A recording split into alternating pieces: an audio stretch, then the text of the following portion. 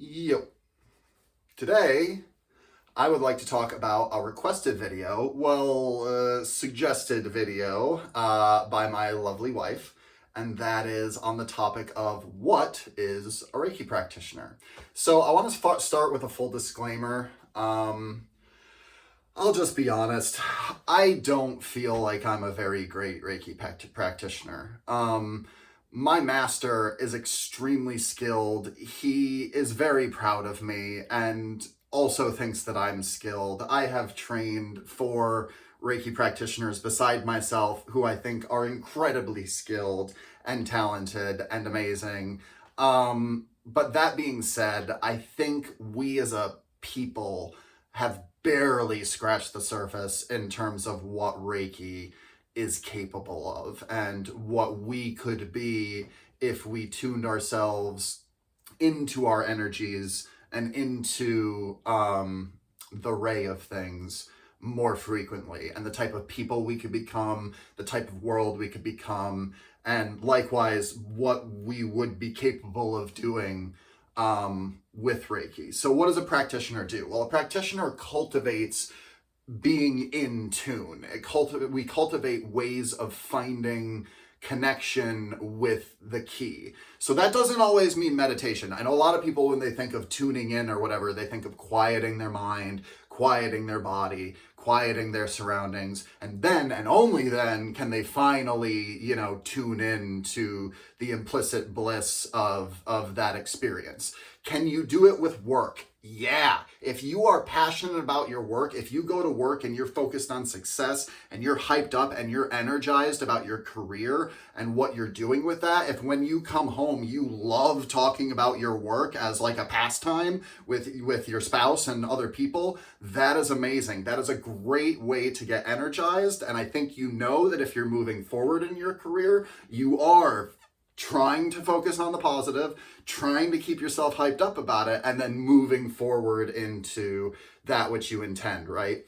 Why do we cultivate this energy? This is how you make your life better. Using this energy to fuel your intent allows you to create the life, intuit the ways to get the life that you're imagining for yourself, right? Wishing, hoping, desiring, as long as these things aren't detriments to your life, as long as you're spending more time focusing on the joyful experience of what you want rather than resenting that you're not getting it or thinking about how, oh, I'm doing all these things but I'm not making any progress. If you're focused more on that, you're going to lose your key and it's not really going to help your intention. But if you're filled up and you're thinking about the same subjects but with a little bit more generativity, you're not focusing on what you don't have, but you're focusing more on the possibilities or the general feeling of what it will feel like when you have what you want.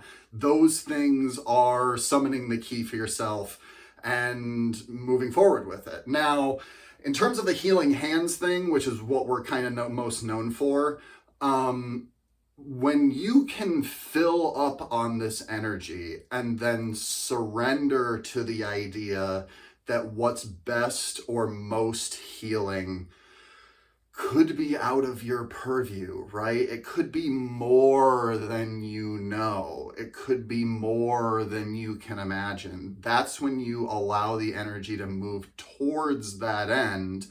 And yeah, if you're filled up enough with the energy, if you've focused on the discipline of being able to summon this energy, then it'll flow through your hands into a recipient. And now that being said, at level 2, and I'll go much more into detail about the levels in later videos, but suffice to say, in level 2, you learn how to send Reiki with intent. If you couldn't do that, people with no arms, right, couldn't practice Reiki, right? And they can. So that's the idea of it flowing with intent, right? Practitioners also follow a creed or a motto, another thing I want to make a separate video about to give it its due, right? But suffice to say, we believe in the good. We believe in the better. We believe in the optimal. And what do I mean by believe? I mean that's what we choose to think about. And sometimes, a lot of times, when we don't think that way, the practice is to, well, notice I'm not feeling good. Notice my thoughts are coming from a not feeling good place. How do I key in? How do I get the energy flowing so that it'll flow through me, flow through my emotions, and flow through my thoughts, and then words, deeds, behaviors out into the world, right? So it's not that we're just eternal optimists. It's that we create a discipline out of aiming for the good and aiming for the optimal. Finally, and this is really important, we are not perfect. Most Reiki practitioners I know and have met throughout my life have chronic health ailments. Things that have been with them for most of their lives, honestly.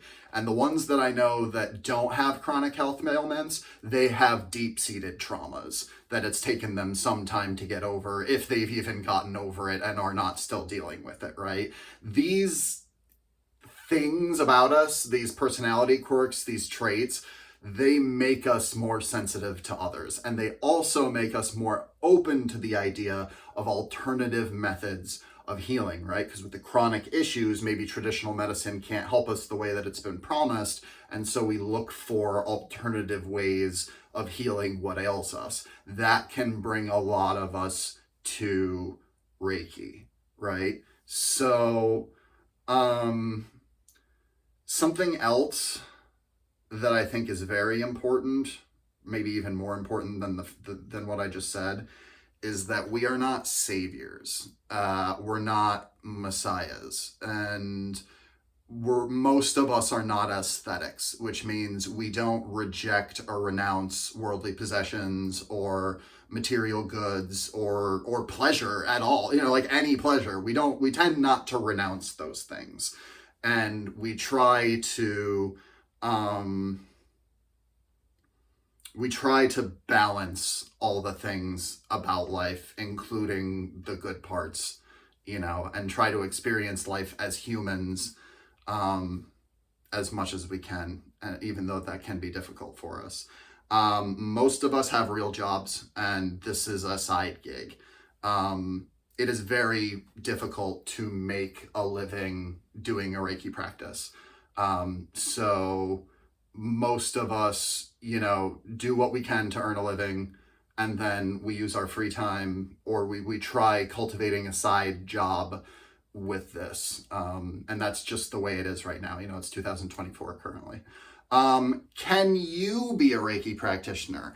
Absolutely. Reiki can be folded into any faith or creed. I think even now, if you're a religious person or you have a faith, I think if you've been watching the videos up to this point, you may have a few ideas going about how these ideas could be folded into your faith, right?